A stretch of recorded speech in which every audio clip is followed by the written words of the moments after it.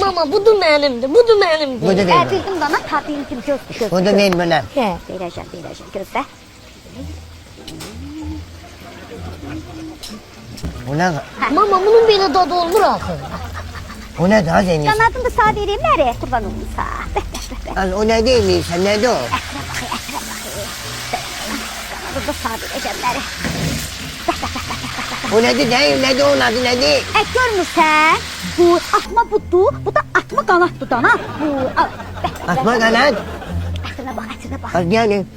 Etiniz adı yok diye. Bu nedir? Bu etini var bunun. He. Bana bakayım. Bu ben atma çayı eşitmiştim. He. Atma kanat eşitmemiştim. Ne demekti o? Bu, nə olur, nəri? Atma çay olur, atma bud qanad olmur. Ətimiz var. Get ət al, gətir, mən də pişirim dana. Ta hər dəfə bu qanadla budu suya salıb çıxardıb, dadı çıxsın deyən, eləməyim dana. Bu, Ha, seni yarından kanyasan.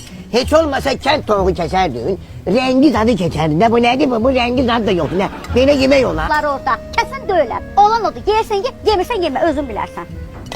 Vəssalam. Bunu? Hay at onlar. Az bin defa demişəm ki, benim biznesimin qabağında değinme. Sen değinende benim işlerim düz getirmir. Ben size görsen iş kurmak istedim, pul kazanmak istedim. Bir de bana bakın, kasıpçılığın nefisli şey.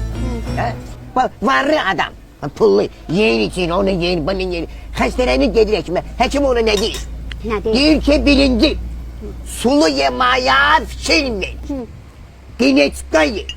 Canım sana desin ne bileyim o meyveyi düz değil. Biz onsuz da kasıpçılıkla bulan hamsını yiyirik ya. Nefisli. Heyf benim babamdan. Bu şeyleri bana hamsın babam öğretmişti. Kasıp domrul. Ay dede, mənim babamın adı Dəli Domrul değildi. Deli domrul değildi ya. Pulu olanda deli domrulluydu. Pul olmayanda ezgil domrul deyirlər ona. Ne daha? Ne değil? Əzgil satırdı, dədə. Ezgil satmır değil. Tosunu bana bunu okşamıştı. Sifeti büzüşmüştü ama belenci. Ezgil okşuydu.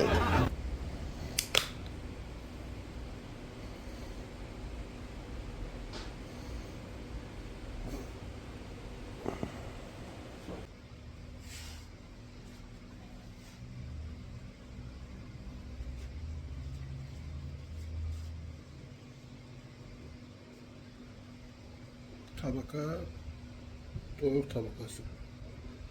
Kalçıka kızartmasıyla üzerine. 22 mal. İsmail'e kafe. Canım, hoş olsun.